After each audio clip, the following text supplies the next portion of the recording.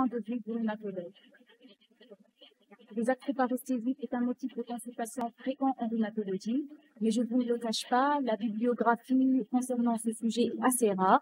Je vous propose le plan suivant. On va commencer par la définition, le diagnostic des douleurs neuropathiques, les principales étiologies des acroparesthésies, pour terminer avec le traitement. L'acroparesthésie est une sensation subjective de fourmillement, de picotement, engourdissement, avec parfois une perte de la sensibilité, touchant les extrémités, orteils et doigts.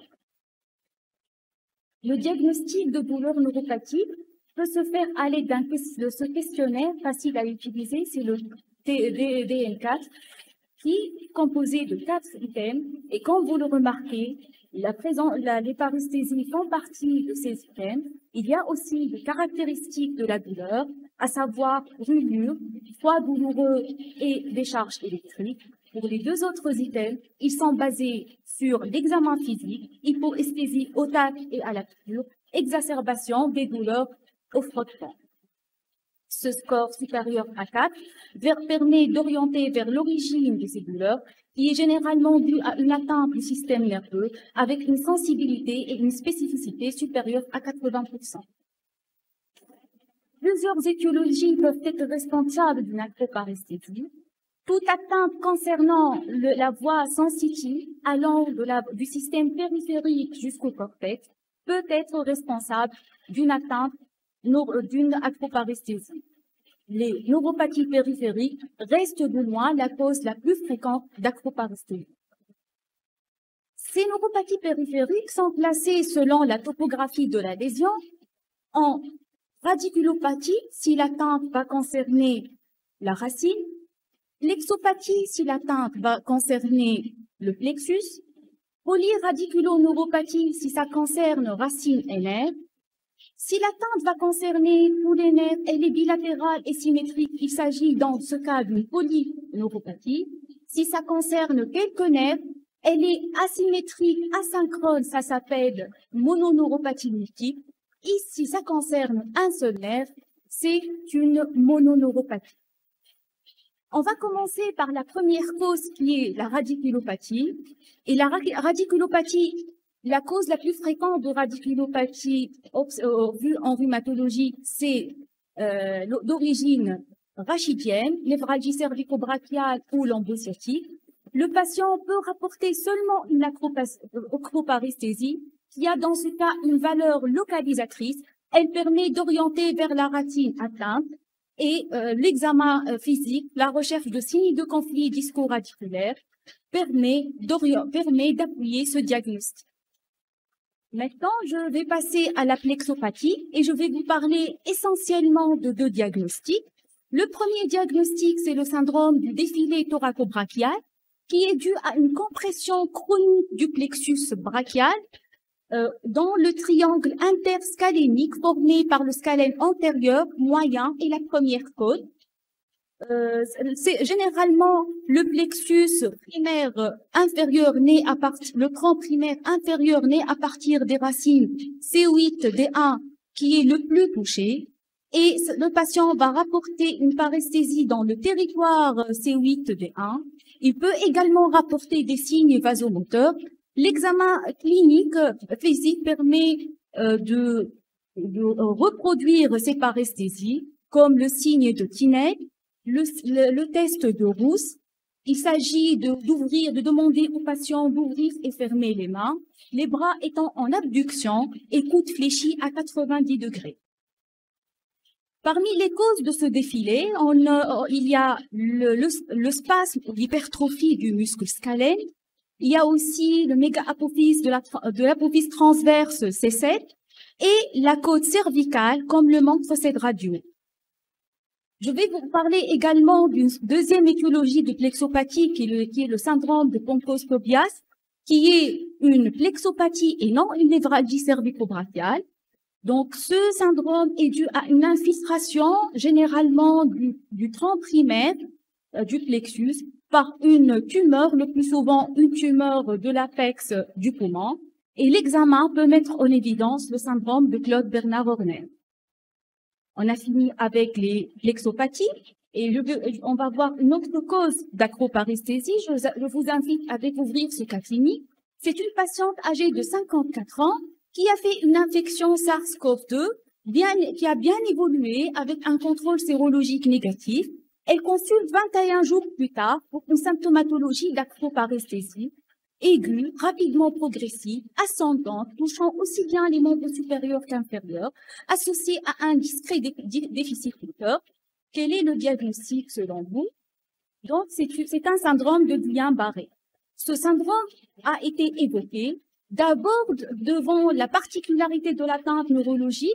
C'est un tableau évocateur d'une polyradiculoneuropathie, atteinte aussi bien proximale que distale, sensitive que motrice, ascendante. Et si cette atteinte est aiguë, avec rapidement progressive, survenant après une infection, le premier diagnostic qui doit être évoqué, c'est le syndrome de Guillain-Barré, qui est une urgence neurologique. Ce syndrome évolue en 3 phases. La phase d'extension, où il y a un risque de détresse respiratoire, la phase plateau, puis la phase de récupération. Maintenant, on va voir une autre cause. Et je vous invite à voir ce cas clinique. C'est un patient qui a été vu au service il y a quelques années, âgé de 22 ans, qui a consulté pour acroparesthésie distale, bilatérale, évoluant depuis 5 ans.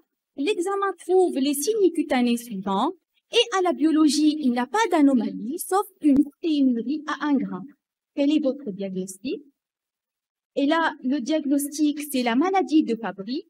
La maladie de Fabry a été évoquée d'abord devant la présence d'une symptomatologie évocatrice de polyneuropathie. C'est une atteinte essentiellement sensitive, chronique, distale, bilatérale. Cette symptomatologie était associée à ces signes cutanés à type de papules évoquant l'angiokératome. Ces papules avaient une distribution particulière au niveau du tronc, des ompéries ombilicales, au niveau des fesses et des cuisses. C'est un aspect en calçant, avec la présence d'une protéinurie. Tout ça doit évoquer la maladie de Fabry.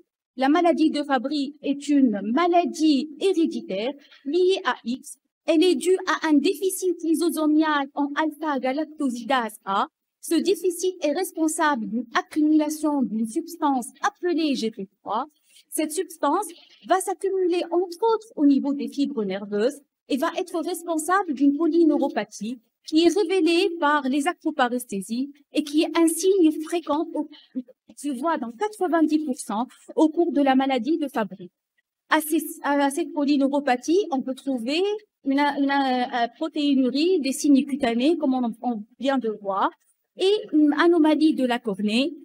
Puis, l'évolution peut se faire vers l'insuffisance rénale, comme le cas de notre patient qui est actuellement immobilisé, la cardiomyopathie hypertrophique et les accidents cérébrovasculaires. La maladie de Fabry est une cause parmi les causes de polyneuropathie, mais le diabète reste la cause la plus fréquente. Il y a aussi le MGUS, le déficit en vitamine B12, l'amylose, certaines chimiothérapies et l'infection HIV.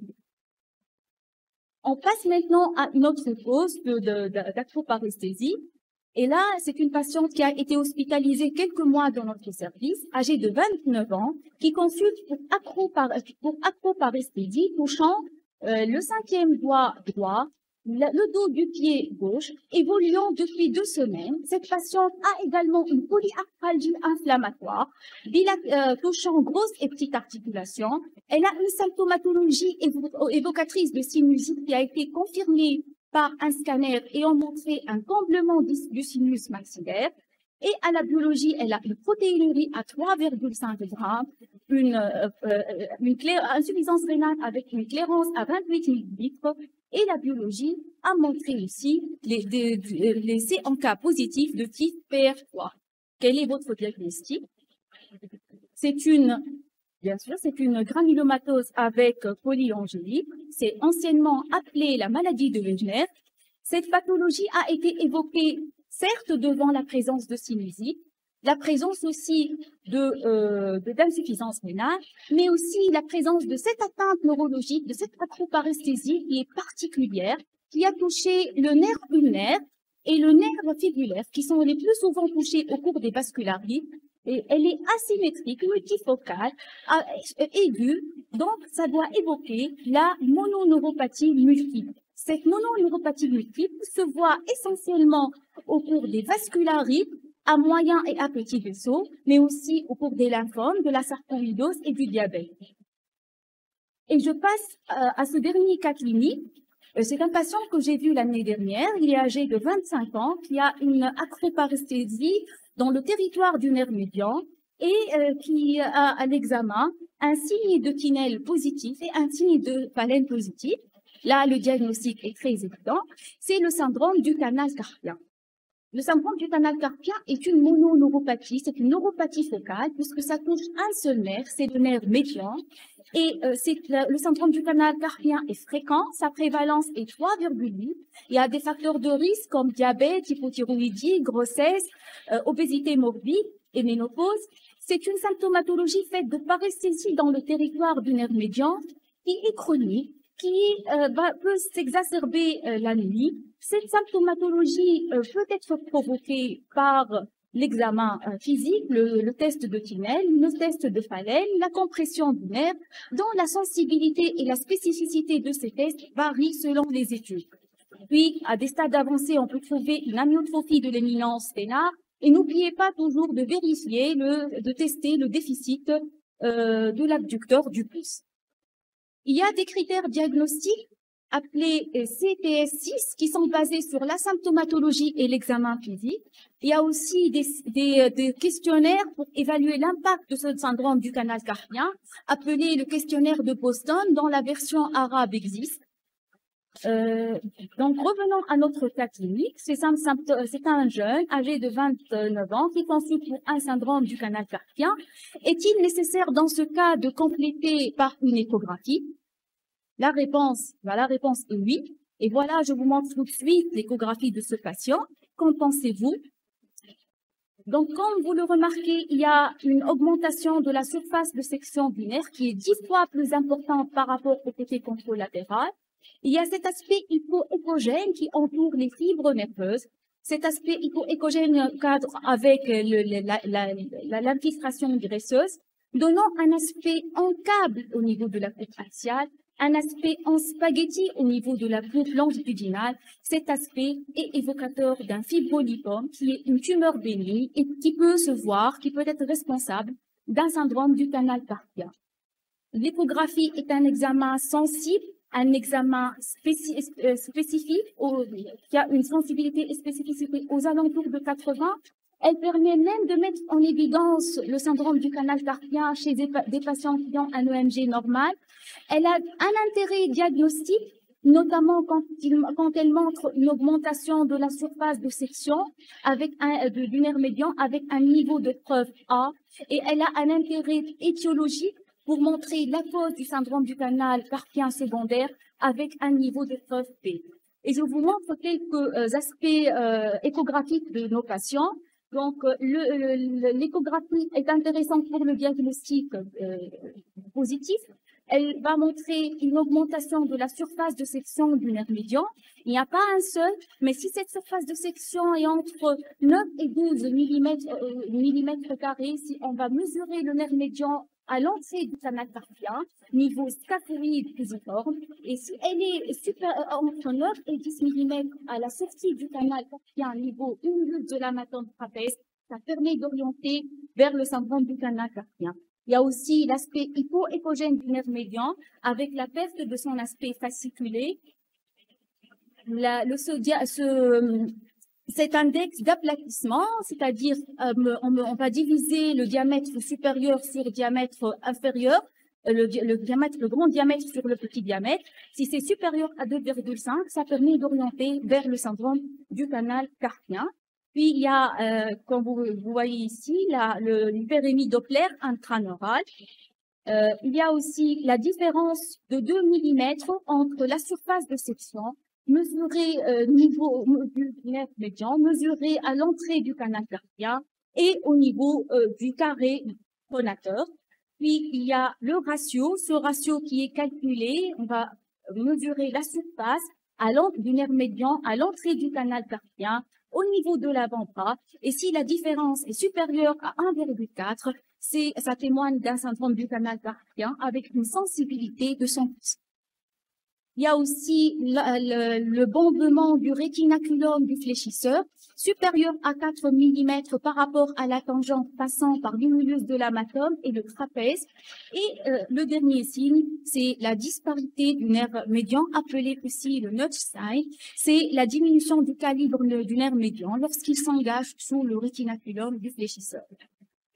L'échographie est également intéressante pour rechercher une étiologie du syndrome du canal carpien, comme on vient de voir, le fibrolipome, mais aussi il y a cette variante de la normale, c'est un nerf médian qui est bifide avec persistance parfois de l'artère médiane, qui peut être responsable d'une symptomatologie du syndrome du canal carpien.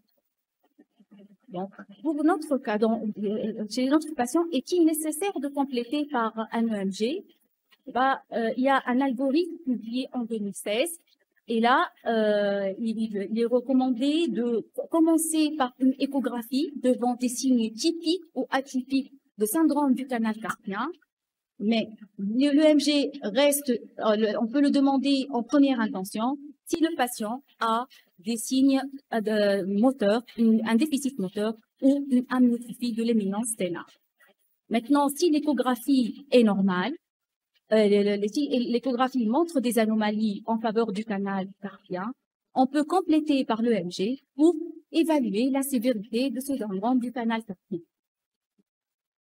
Donc, on a vu la mononeuropathie, essentiellement c'est le syndrome du canal carpien, mais la mononeuropathie peut également toucher le nerf ulnaire.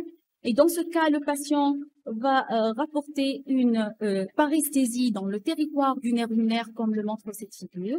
On doit toujours vérifier si le patient a des signes moteurs, une amyotrophie de l'éminence hypothénaire. Il faut vérifier est-ce qu'il a un déficit du fléchisseur ulnaire du cas.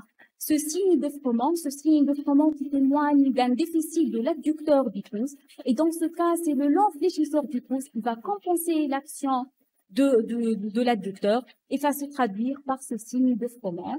Et il faut vérifier si le patient arrive à croiser correctement les doigts. Et un stade tardif, on va aboutir à cet aspect de main ulnaire, c'est un aspect en gris. Le nerf ulnaire peut être comprimé le plus souvent au niveau du cou. On va parler de cubital au coude. Il va être comprimé au niveau de la gouttière épitrocléo-olecrânienne, même par un ostéocyte. Plus rarement, il peut être comprimé au niveau du canal de Glion, au niveau du poignet. Et là, il y a plusieurs étiologies, mais j'aimerais vous parler de cette étiologie. Donc, parfois, il y a le muscle abducteur accessoire du 5e doigt qui est fréquent, qui se voit dans 24% des gens, de la population, et qui peut, dans certaines situations, être responsable d'une compression du nerf médian au niveau du canal de Glion. Je vais vous parler maintenant de la mononeuropathie radiale. Et dans ce cas, il y a une paresthésie dans le territoire du nerf radial. Cette compression peut se faire au niveau du cou.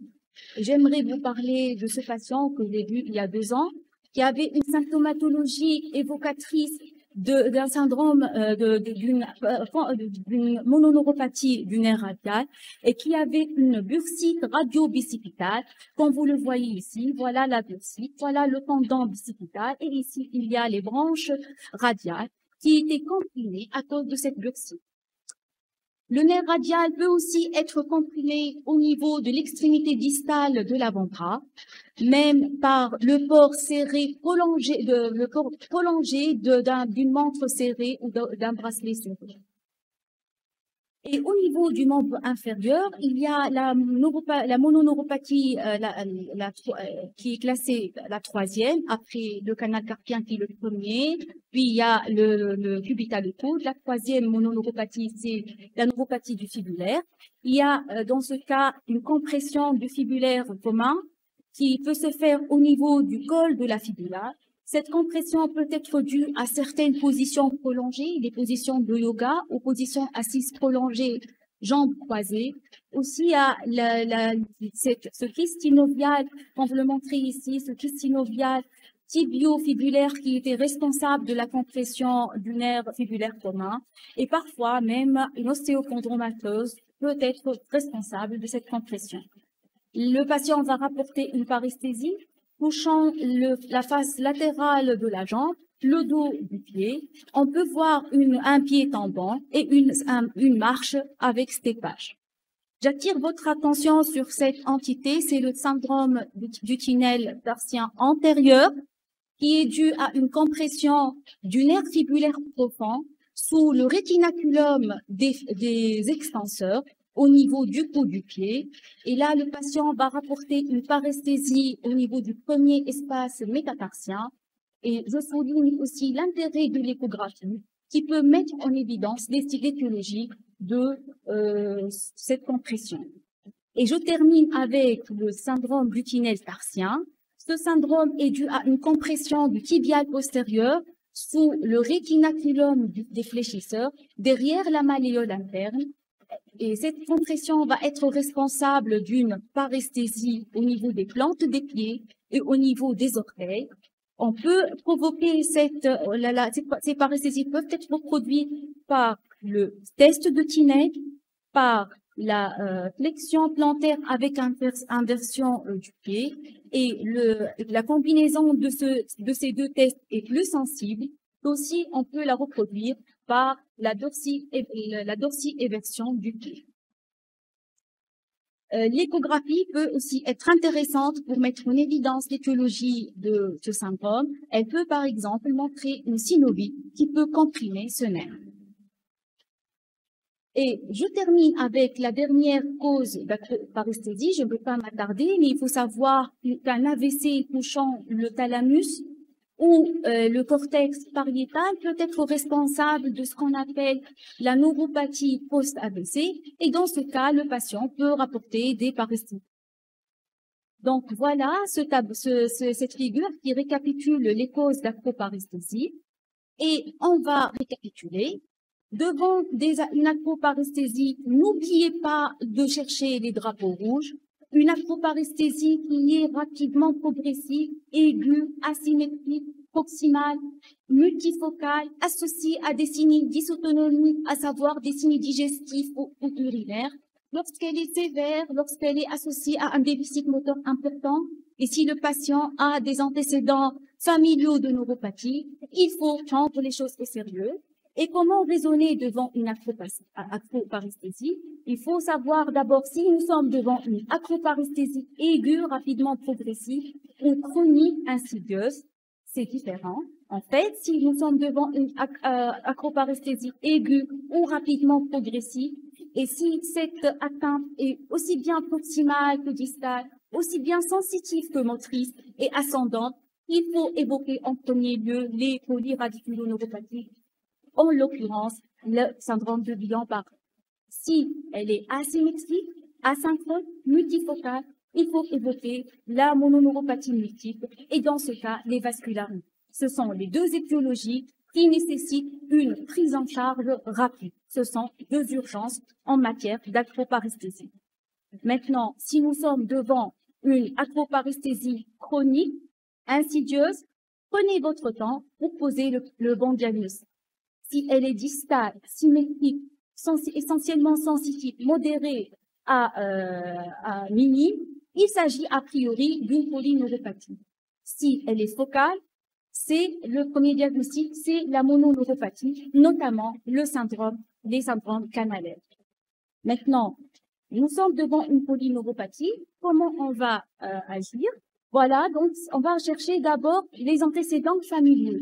Si ces antécédents, les patients ont des antécédents familiaux de polyneuropathie, et s'il a des signes cutanés évocateurs d'un angiopérateur, il a des signes dysautonomiques, une albuminurie, il faut évoquer la maladie de Fabry. Si avec les antécédents familiaux, on va trouver un pied creux, des orteils en griffe, évoquer le syndrome de Charcot-Marie-Tooth, les acroparesthésies sont rares, les percevoir. Maintenant, en l'absence d'antécédents familiaux, si notre patient est diabétique, c'est facile, il s'agit a priori d'une polyneuropathie diabétique. Si notre patient n'est pas diabétique, que faut-il faire? Et là, voilà le bilan recommandé devant une polyneuropathie si on n'a pas un patient diabétique. Il y a d'abord la glycémie ou l'hémoglobine glyquée, une NFS, une VS, un bilan hépatique, un bilan rénal, une EPP, le TSH et le dosage de la vitamine B12 et dans certains cas, les sérologies HIV. J'aimerais attirer votre attention sur la polyneuropathie diabétique qui reste aussi très fréquente et qui va concerner 26% des patients diabétiques. Maintenant, si le patient diabétique est asymptomatique, il est recommandé de faire un dépistage annuel. Ce dépistage annuel peut se faire à l'aide de l'un de ces tests, mais il faut combiner idéalement 2 tests, voire plus, pour augmenter la sensibilité de ce dépistage. Ce dépistage est basé sur la recherche d'une anomalie de la sensibilité superficielle par le test monofilament ou un problème de la sensibilité profonde par le test au diapason. Ou il faut rechercher également est-ce qu'il y a une abolition, voire ou une diminution des réflexes activés1. Et puis, il faut chercher une anomalie de la sensibilité algique par le test à l'acuité. On passe maintenant à la dernière partie, c'est le traitement. Le traitement dépend de l'étiologie. C'est une radiculopathie, le traitement n'est pas bien codifié. On peut associer des anti-inflammatoires non stéroïdiens avec un traitement physique, des antidépresseurs, des anticonvulsivants. De toute façon, le traitement doit être personnalisé en fonction de l'intensité de la douleur, des antécédents du patient, de ses comorbidités et aussi du coût du traitement. S'il s'agit d'un syndrome du défilé thoraco-brachial, on peut proposer un traitement physique, des anti-inflammatoires, des myorelaxants, parfois l'injection de toxines botuliques sous guidage échographique en intramusculaire. Si c'est une polyradiculoneuropathie, le traitement est basé sur les immunoglobulines.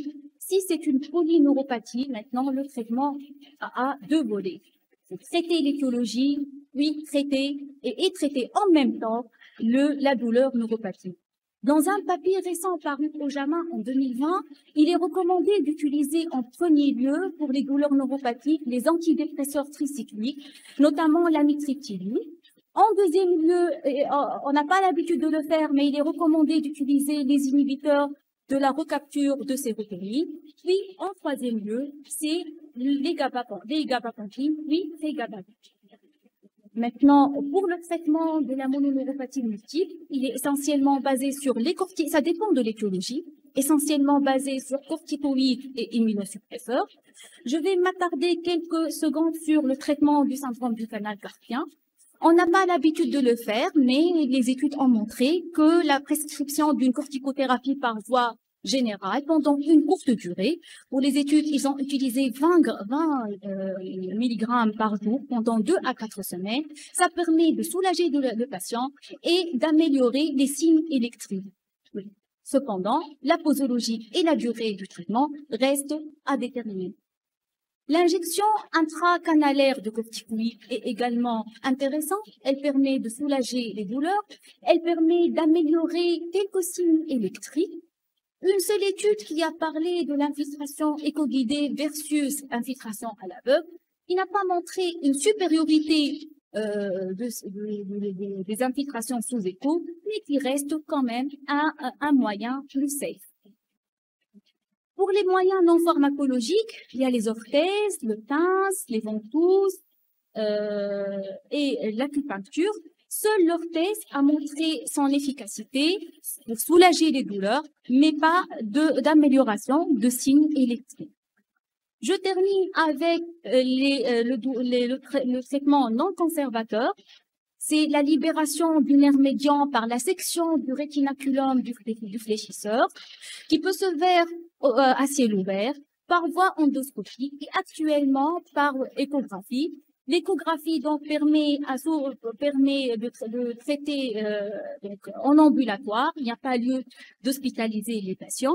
Et voilà, donc j'ai terminé. Mais avant de finir, j'aimerais vous rappeler que l'acroparesthésie est un symptôme. N'oubliez pas de chercher les drapeaux rouges devant les acroparesthésies. 2 diagnostics doivent être retenus rapidement car ça nécessite une prise en charge urgente. Le Guillain-Barré et les vascularites. la polyneuropathie est fréquente. N'oubliez pas le dépistage annuel. Et je termine avec les mononeuropathies, le syndrome du canal carpien est l'étiologie la plus fréquente. Et j'aimerais insister sur l'intérêt de l'échographie pour le diagnostic positif, le diagnostic étiologique et aussi pour le traitement. Et je vous remercie pour votre attention.